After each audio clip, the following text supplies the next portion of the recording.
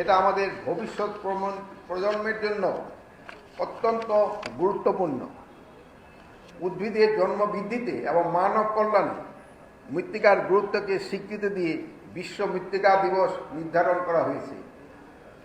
সুধীমণ্ডলী, প্রত্যেক জীবন্ত সত্তার জন্য মাটি অপরিহার্য। এটি আমাদের খাদ্য উৎপাদনের মৌলিক উপাদান। গাছপালা ও প্রাণীর জীবনে ধারণে অবিচ্ছেদ্য অঙ্গ। মাটি ও পানি দুটি অত্যন্ত গুরুত্বপূর্ণ প্রাকৃতিক সম্পদ, যা ছাড়া জীবন ও জীবিকা ও সভ্যতা টিকে থাকা অসম্ভব। কিন্তু অত্যন্ত দুঃখজনক যে মাটির প্রতি মানুষের অবহেলা, অবাধ উজাড় এবং পরিবেশগত পরিবর্তনের ফলে মাটির স্বাস্থ্য আজ হুমকির সম্মুখীন। বাংলাদেশের অর্থনীতিতে কৃষি একটি অত্যন্ত গুরুত্বপূর্ণ খাত। নদীমাতৃক এবং কৃষি নির্ভর সুজলা সুফলা শস্য শ্যামলা বাংলাদেশের অর্থনীতি ও সংস্কৃতি মূলত কৃষি ও মাটি কেন্দ্রিক। আয়তনে ছোট, ঘনবসতি এবং ক্রমবর্ধমান জনসংখ্যায় দেশ হওয়া সত্ত্বেও নানাবিধ প্রাকৃতিক প্রতিকূলতা মোকাবেলা করে বিশ্ব মানচিত্রে বাংলাদেশ আজ দানাদার খাদ্যে উদ্বৃত্ত দেশ হিসাবে সুনাম অর্জন করেছে। এর মূল কারণ হল আমাদের দেশের সোনাফলা উর্বর মাটি এবং কৃষিখাতে নিয়োজিত কর্মকর্তা কর্মচারী এবং আমার প্রিয় কৃষক ভাইয়ের অক্লান্ত পরিশ্রম।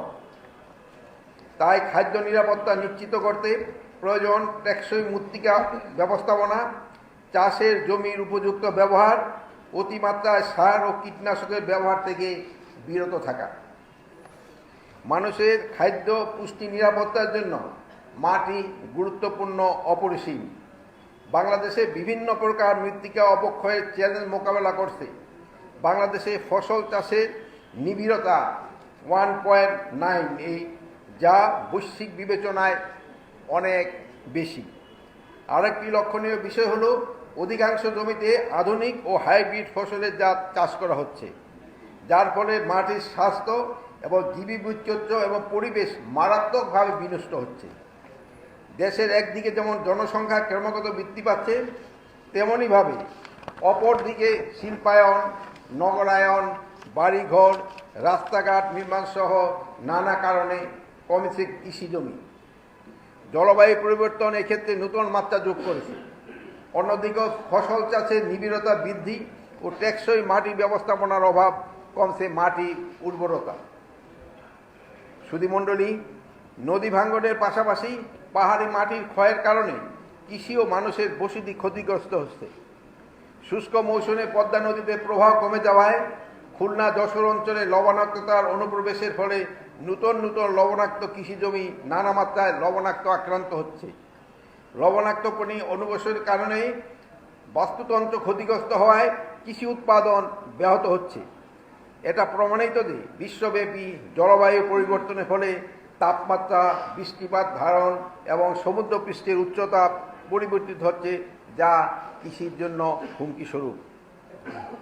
আধুনিক কৃষিতে যোগ হয়েছে উচ্চ ফলনশীল হাইব্রিড জাতের ফসল। বাড়তি ফসল উৎপাদনের ফলে মাটির উপর চাপ পড়ছে।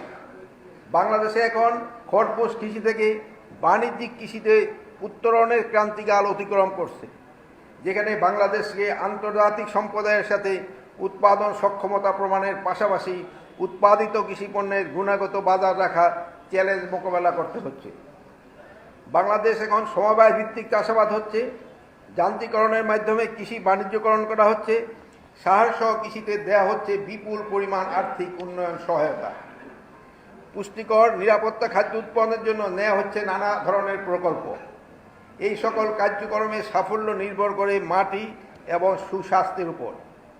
যেহেতু ক্রমাগতভাবে আমাদের জনসংখ্যা বাড়ছে এবং আবাদি জমির পরিমাণ কমছে, তাই উন্নত জাত ফসল নিবিড়তা বৃদ্ধির মাধ্যমে অধিক খাদ্য উৎপাদনে চ্যালেঞ্জ মোকাবেলা করতে হবে।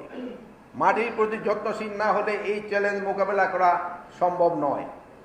মাটির উর্বরতা উৎপাদনশীলতা বজায় রেখে অধিক ফসল উৎপাদন করতে হবে।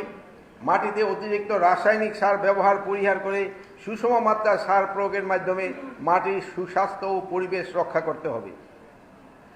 সুধীমণ্ডলী, কৃষি উৎপাদনের জন্য অত্যন্ত গুরুত্বপূর্ণ কৃষি উপকরণ সার। বিশ্ব খাদ্য ও কৃষি সংস্থা ফাও 2021 সালের তথ্য অনুযায়ী বছরে গড়ে প্রতি হেক্টর জমিতে 384 কেজি সার ব্যবহার করা হয়, যেখানে পার্শ্ববর্তী দেশ ব্যবহার করে তার প্রায় অর্ধেক 193 কেজি। বিষয়টি নিয়ে আমাদের বিজ্ঞানীদের ভাববার অবকাশ আছে বলে আমি মনে করি। শিল্পায়নের নামে যাতে উর্বর কৃষি জমি অকৃষি খাতে চলে না যায় সেদিকেও বিশেষ দৃষ্টি রাখা প্রয়োজন। আমরা প্রতি বছর সার খাতে বিপুল পরিমাণ ভর্তুকি দিয়ে আসছি, যার বরাদ্দের শর্তে বর্তমান বৈশ্বিক বাস্তবতায় এই ভর্তুকি কতদিন চলমান রাখা সম্ভব তাও ভাবনার বিষয়। কিভাবে রাসায়নিক সারের ব্যবহার কমানো যায় সে সম্পর্কে গবেষণা জোরদার করার জন্য আমি আহ্বান জানাচ্ছি। পাশাপাশি জল সঞ্চয় এবং বৃষ্টির পানি সংরক্ষণ ব্যবস্থা গ্রহণ করা, বনভূমি রক্ষা ও নূতন বনায়ন করা, যথাযথ গবেষণার মাধ্যমে প্রাকৃতিক মাটির পদ্ধতি অবলম্বন করা, মাটির সঠিক ব্যবহার ও পুনর্ব্যবহার নিশ্চিত করার প্রতি আপনাদের কৃষিবিদদের অধিকতর যত্নবান হওয়া প্রয়োজন। সুধীমণ্ডলী, বাংলাদেশ কর্মসংস্থানের সবচেয়ে বড় খাত হচ্ছে কৃষি। আমাদের মোট শ্রমশক্তির একটা বিশাল অংশ, প্রায় 40% মানুষ এই কৃষিতে নিয়োজিত। আমাদের প্রধান উপদেষ্টা নোবেল বিজয়ী ডক্টর মোহাম্মদ ইউনূসের থিওরি 3-0 এর উপর আলোকপাত করা যায়।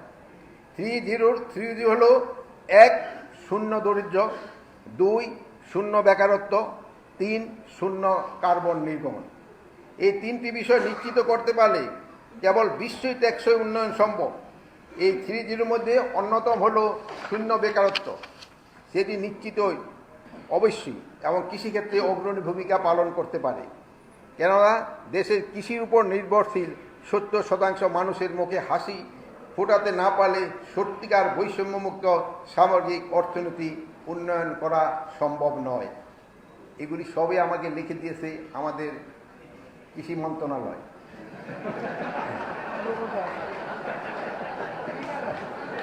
এখন হলো আমার কথা আপনাদের কাছে। এখন আমার একটু থামেন। এখন আমার কথা হলো, এই যে আমরা এত কিছু আলোচনা করছি, এই আলোচনাটা যার কাছে পৌঁছানো দরকার, যে আমার কৃষক ভাই, তার কাছে পৌঁছাতে হবে। তা না হলে এই প্রতি বছর 5 তারিখে এই ফ্যান ফেয়ার করে আলোচনা করার কোনো সার্থকতা নেই। তাই এটা শুধু পারেন কিন্তু আপনারাই জানেন। আমাদের গবেষক উনি বলছেন আলোচনায় যে বিভিন্ন জায়গায় বিভিন্ন মৃত্তিকা, এটার ক্ষেত্রে কি পরিমাণ সার কোথায় ব্যবহার করতে হবে, এটা যদি আপনারা এখানে শুধু টবে রিসার্চ করলে হবে না, কৃষকের কাছে পৌঁছে দিতে হবে। আপনারা যে পৌঁছাচ্ছেন না আমি তা বলবো না, যে আপনাদের এই অক্লান্ত পরিশ্রমের জন্যই আমরা স্বাধীনতার পর আমাদের জনসংখ্যা ছিল 7.5 কোটি, জমির সংখ্যা ছিল এর চেয়েও বেশি। আর এখন আমাদের জনসংখ্যা প্রায় 17.5 থেকে 18 কোটি। কৃষি জমির সংখ্যা কিন্তু অনেক কমে গেছে। তারপরেও কিন্তু আপনারা সবাই মোটামুটি খাওয়াই রাখতেছেন, এবং আমরা বলবো ধানে আমরা মোটামুটি একটা সেলফ সাফিসিয়েন্ট। কিন্তু আমাদের অনেক জায়গায় আছে যে এনে রিসার্চ করার কোনো